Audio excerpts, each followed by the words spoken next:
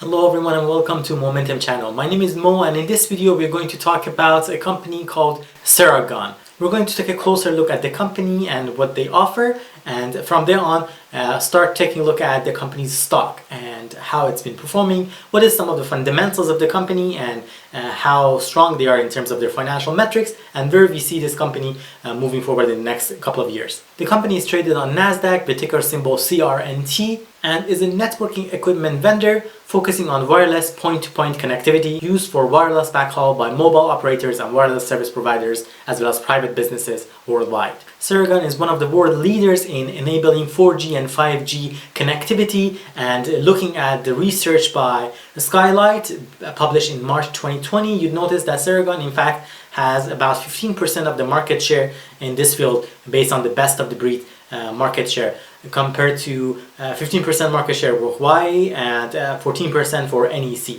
The company has a global presence and they have over 2,000 customers as a whole. They have deployed over 1 million systems worldwide in 140 plus countries. Ceragon was founded in 1996 and has over 1,000 employees. Ceragon's unique turnkey solutions allow their clients to take advantage of fast deployment, simple site acquisition, and fast time to revenue. Their unique technology is built on vertical integration and allows for the highest industry radio capacity at any spectrum. This allows elimination of dependency on fiber, saving time and money, opening network approach adopted by major tier 1 operators in the world, and allowing network agility. Now let us change gears and take a look at the company's finances. The company has been profitable between 2015 to 2018. However, since 2019, they have started to be a little bit of a loss-making company. So if you take a look closely here, their revenue is shown between 2014 to all the way to 2019 in their latest presentation, but we're going to take a closer look on some of the finances for more recent data. Nonetheless, you can see the revenue was growing between 2015 all the way to 2018, so that was a positive sign. Right, so let us hop on over to Seeking Alpha, where we can get to have a closer look at some of the more recent financial data for the company. To start off, let's take a look at company's income statement. And you notice here that their company's revenue over the span of the past several fiscal years, as well as the trailing 12 months, has had a little bit of ups and downs. So you notice that between 2016, 17, and 18, their total revenue definitely has grown. And finally in 2019, the total revenue has started to decline. And if you look at even for trailing 12 months, their trailing 12 months total revenue is sitting at $260 million, which is the lowest among the past several years that you can see here since 2015. So definitely from a total revenue perspective, they're going down.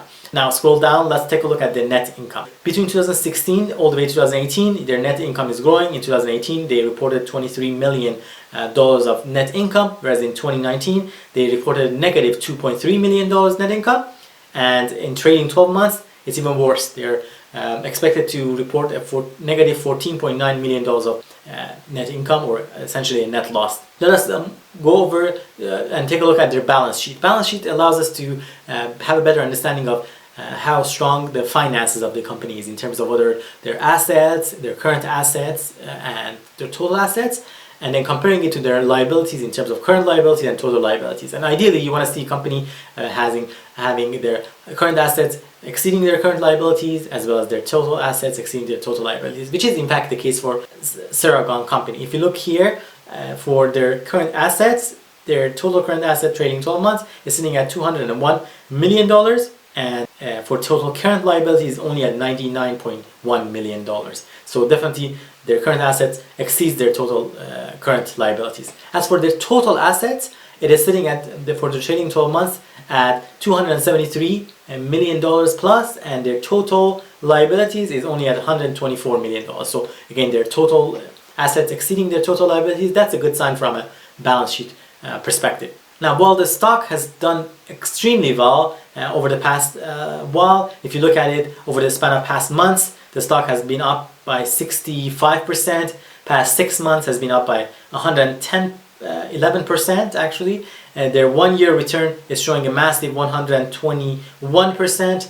Their 5-day return has been 42%. In fact, you could see starting from about 14th of January, that's when the stock has caught fire and really gone up quite a bit. Alright, so let us take a closer look at the revenue estimates for the company based on analysts' projections. For the year 2020, the total revenue for that year is estimated to be around 261 million, as we talked about, definitely lower than the previous years. And for the next year after that, for 2021, the estimated revenue for the company based on analysts' expectation is $287.46 million. Definitely higher than 2020 estimates, but roughly around the same amount as the year 2019, so it's not that much more. As for the company's revenue year-over-year growth, in terms of the revenue, if the estimates of analysts pan out to be exactly true, that shows a negative 13.3%. So in other words, the company's revenue has gone down by about 13% compared to the year before. For the company's compounded annual growth in revenue over the last 3 years, we are actually seeing a negative 7.63%. Keep that in mind. Now let us take a closer look at some of the valuation metrics here. For Ceragon, their price to sales trading 12 months is at 1.51, which shows the last close price for the stock divided by the revenue per share using a basic weighted average. And typically a lower price to sales is a more desirable number for us here. And when we compare that to the sector median, which is at 4.15, we see a negative 63% difference here. So that's a positive sign for us here, because we want to have the lower price to sales compared to sector median.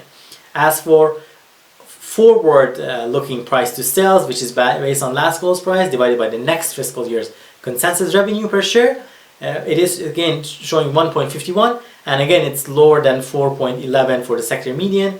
As for price to book value, we are seeing 2.63, and this is lower than sector median price to book value of 5. So in terms of valuation, we are seeing good numbers here. Lastly, in terms of price to cash flow, which is the last close price for the stock divided by the cash flow operations per share using fully diluted shares, for the Ceragon, we are seeing a multiplier of 25.93 compared to the sector median of 22.21, so slightly higher than the sector median.